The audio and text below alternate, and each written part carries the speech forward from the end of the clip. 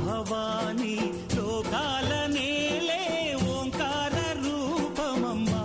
తల్లిని మహిమల్ని చూపవమ్మా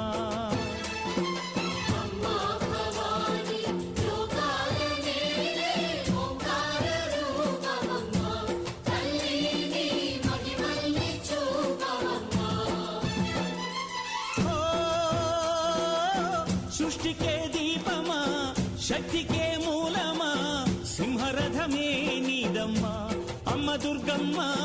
భక్తులను దీవించుమా